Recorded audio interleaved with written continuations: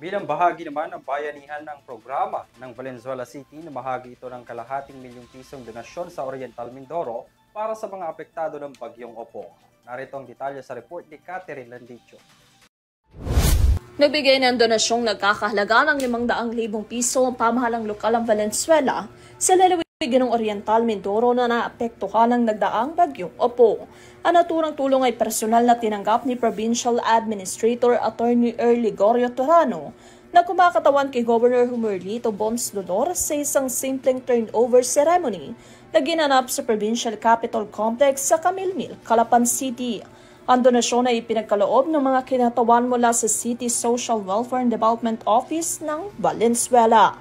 Ayon sa lokal na pamahalaan ng Valenzuela, bahagi ito ng kanilang patuloy na advokasya ng pagtutulungan at bayanihan lalo na sa panahon ng sakuna.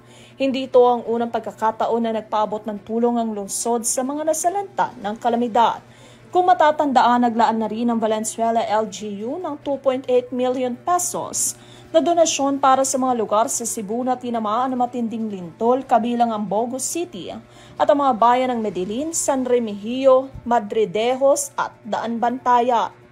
Para sa URTV News, Catherine Landicho sumasaludo sa bawat Pilipino.